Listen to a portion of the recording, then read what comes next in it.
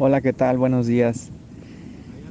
Pues antes que nada, gracias por mandarme tu mensaje y gracias por desahogarte conmigo. Eso que acabas de hacer es uno de los puntos, ahora sí que podemos hacer, ¿no? Cada vez que tenemos emociones atoradas, tristezas, platicarlo con alguien es una buena opción. Así que te invito a que sigas haciéndolo porque eso es sanar, es platicarlo, es como acomodar las ideas en la mente. Y lo único que te puedo compartir es mi experiencia y te voy a compartir qué es lo que hice y lo que no hice cuando mi papá se enfermó. Mi papá estaba bien de salud hasta que sufrió un accidente y en ese accidente casi pierde la vida. Y él a partir de ese momento ya necesitaba de ayuda, ya no podía vivir solo, ya dependía de las personas. Me acuerdo que lo que hice primero fue pues ir con mis tías, ¿no? Mis tías que me habían cuidado de niño y que también querían mucho a mi papá. Y les pedí pues ayuda. Les dije que qué opinaban, que me sugerían hacer. Y ellos se quedaron simplemente escuchándome. Yo les decía que estaba muy ofuscado, que mi mente no daba, en ese momento no tenía ideas, no tenía, no tenía cabeza, en pocas palabras. Y ellos muy amorosamente, muy amorosamente me escucharon sin decir nada, simplemente me acompañaron. Y de ese escucharme y de ese desahogarme empecé a tener un poquito más de claridad. Y ese un poquito más de claridad me llevó a buscar a una enfermera que me recomendaron. Y esa enfermera se convirtió en mi ángel de la guarda. Haz de cuenta que yo no vivía en Musquis, Coahuila, donde vivía mi papá, yo vivía en Monterrey. Entonces, no, vivía en Vallarta, perdón, ya vivía en Vallarta. Entonces son 18 horas en carro o 2 más 6 como 8 horas en avión y luego en camión. Entonces estaba algo lejos de la pueblo donde vivía mi papá, entonces lo que hice es buscar a una enfermera que me ayudara en este proceso de cuidar a mi papá. Y lo único que hice fue lo que estaba en mis manos, ¿no? Que era pagarle a la enfermera. Gracias a Dios mi papá tenía dinero ahorrado para pagarle a esa enfermera. Y, y ella me iba pasando un reporte de cómo estaba mi papá, yo hablaba con él. Iba a visitarlo como unas 5 veces al año, o sea, cada 2 meses más o menos iba a verlo ahí a Musquis.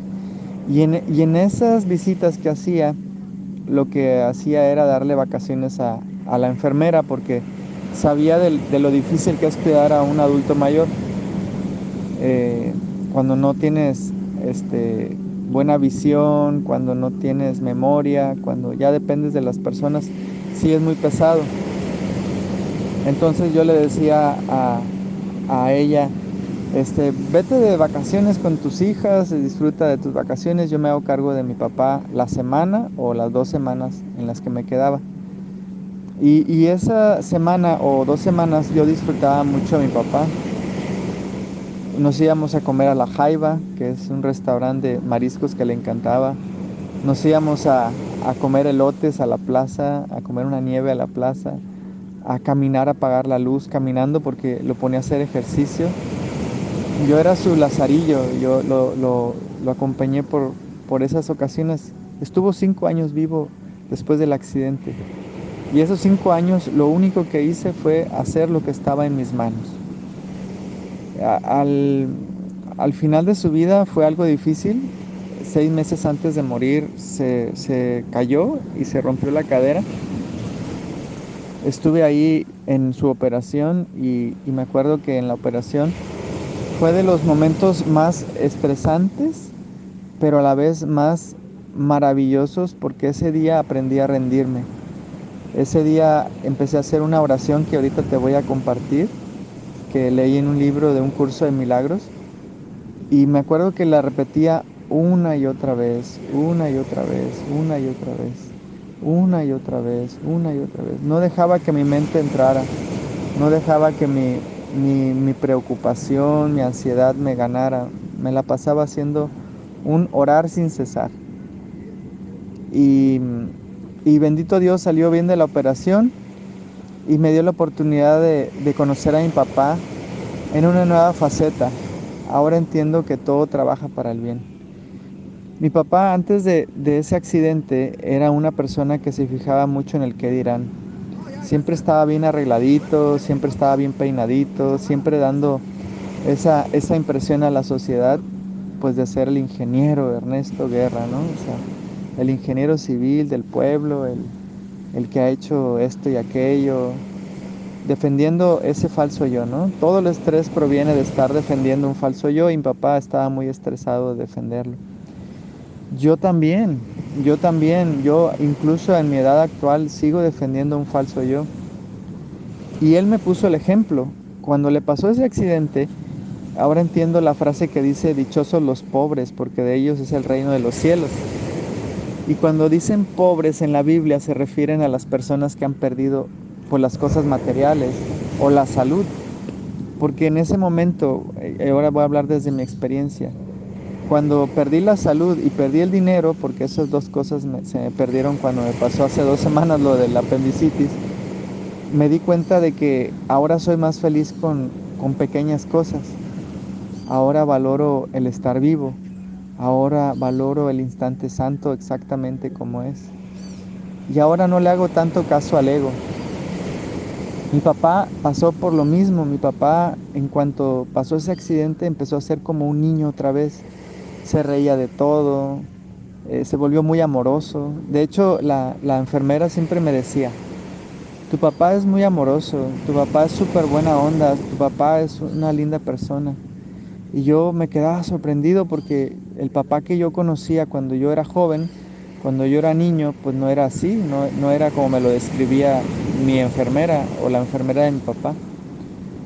Y yo decía, wow, esto está genial, o sea, cómo la enfermedad trajo un gran... Es como el cuento del caballero de la armadura oxidada. Me doy cuenta de que la enfermedad es el doctor Acosta y el doctor Acosta cuando no aprendemos a las buenas, aprendemos a las malas. Y en serio que el doctor Acosta, en el caso de mi papá, lo ablandó un chorro, le dio la oportunidad de romper esa armadura que cubría su corazón y empezó a ser súper, súper, súper amoroso. Todo el tiempo agradeciendo, todo el tiempo bendiciendo, todo el tiempo amando, todo el tiempo diciendo te quiero mucho, mijito. Y antes no decía eso. Ahora entiendo cómo la enfermedad es un gran maestro. De hecho, hay un libro que se llama La enfermedad como un camino, que te recomiendo leer. Está genial. También hay otro libro que se llama Un día a la vez. Creo que así se llama. Es de un doctor que hizo un libro basado en testimonios de personas o pacientes que él tenía con enfermedades terminales. Entonces, cuando pasó la operación de mi papá, yo estaba, me acuerdo que acá en Puerto Vallarta y la enfermera me hablaba y me decía, se rompió la sonda porque ya no podía alimentarse por la boca, se alimentaba por la panza. Y, y entonces, no, se alimentaba, no me acuerdo por dónde, o tomaba líquidos, no me acuerdo por dónde se alimentaba, pero hacía popó por una sonda, ya me acordé. Se le conectaron la sonda aquí al área del intestino, pues, de la panza, para que por ahí hiciera sus evacuaciones. Y fueron muy difíciles, sus últimos días fueron muy, muy, muy difíciles, las últimas semanas, porque allá en Musquis no había una farmacia donde comprar sondas y me decía, Neto, tu papá se le está saliendo el jugo gástrico porque ya no tiene la sonda y se está quemando la piel y mándame la sonda. Y yo pues le dije, ya va en camino, ya va en camino, ya va en camino. iba por DHL, iba a llegar al día siguiente o a los 2 días. Chistes que me la pasé súper estresado cuando mi papá se pasó los últimos días, ahora sí que un poquito feo. Y yo lo único que hice fue lo que estaba en mis manos, es lo único que hice. Eh, Ahora sí, aplicando un curso de milagros, no entiendo nada de lo que veo, no entiendo el propósito de nada, no entiendo el propósito de la enfermedad de mi padre, no sé, no sé, todo trabaja para el bien, Dios sí sabe, no sé, y elijo paz en lugar de esto. Pienso que el mejor consejo que te puedo dar, y lo digo desde mi experiencia, es que elijas paz. La enfermedad de tu papi, la enfermedad de tu hermano, es un motor. Así lo veo yo, como lo he visto yo también, la enfermedad de mi papá, la enfermedad de mi mamá, la enfermedad de mis hijos o de mi esposa. Dije mis hijos porque tengo muchos amiguitos, muchos jovencitos.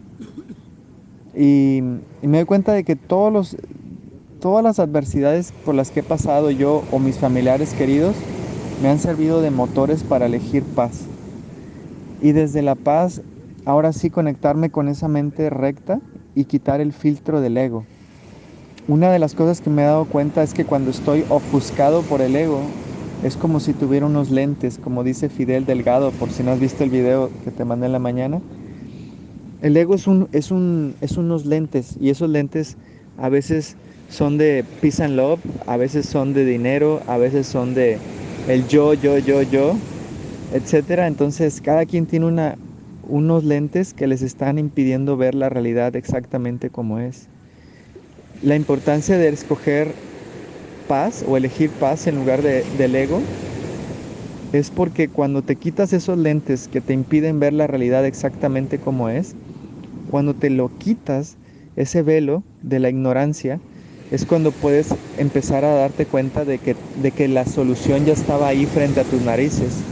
Por ejemplo, en el caso de mi papá, pues la solución era rendirme. Me acuerdo cuando ya en sus últimos días mi papá estaba pues sufriendo mucho y me habla mi, mi, mi prima Tere y me dice, Neto, tu papá está muy mal, tu papá está muy mal, tu papá está sufriendo mucho, está aquí en el hospital, estoy al lado de él. Ella fue mi ángel de la guarda porque pues Tere pues estuvo ahí al lado de mi papá cuando murió. Y ella nos estaba informando a cada momento lo que le decía el doctor, ¿no? De que está malito. Incluso pasó a verlo ahí al- a la camilla donde estaba mi papá sufriendo mucho. Y me acuerdo que la solución que se le ocurrió a mi esposa fue rezar un Padre Nuestro. Y mi esposa y yo empezamos a rezar un Padre Nuestro. Fue mágico lo que sucedió. En primer lugar empezamos a llorar y a rendirnos. Y en esa rendición, en cuanto acabamos el Padre Nuestro, cuando dice hágase tu voluntad y no la mía, cuando dijimos eso, cuando soltamos, es cuando me habla nuevamente mi prima y nos dice que mi papá ya había muerto.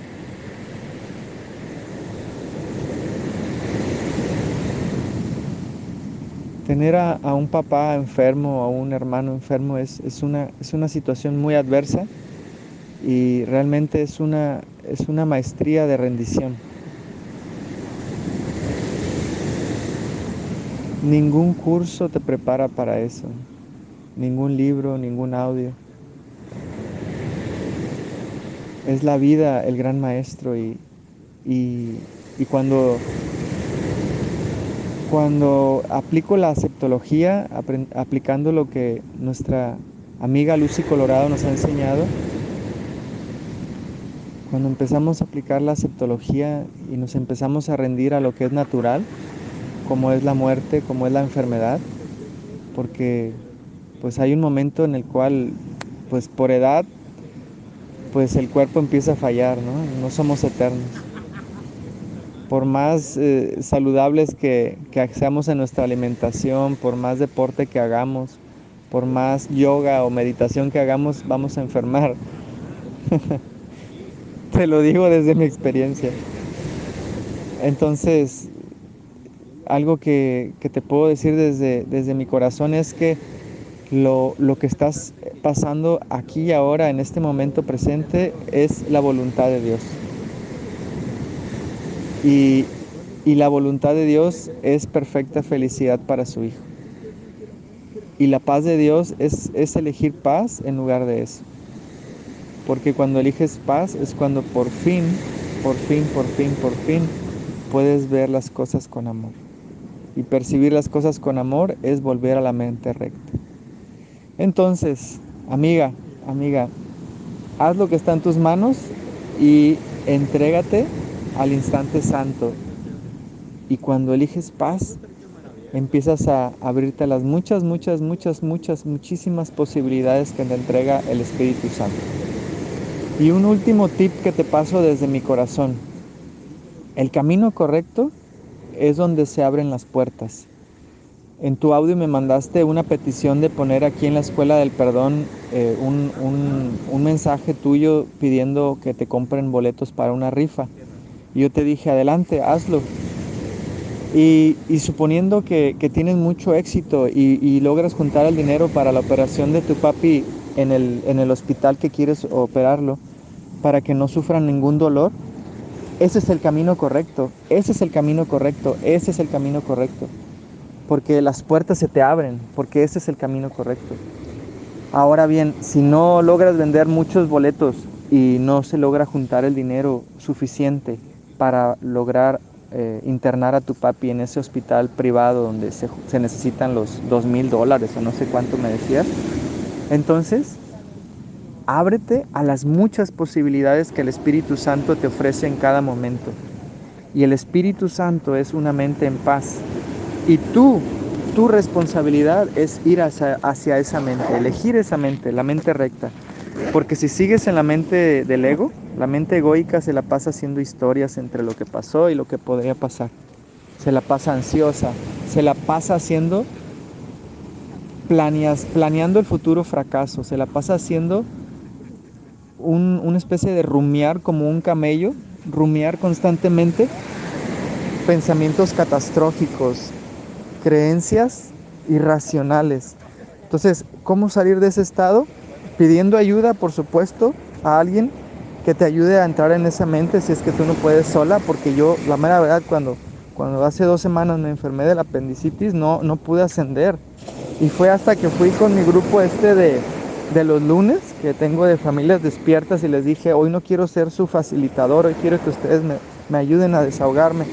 Y empecé a platicarles como una hora, les platiqué una hora de cómo me sentía, de lo encabronado que estaba por lo del fraude del celular y todo lo demás que sentía.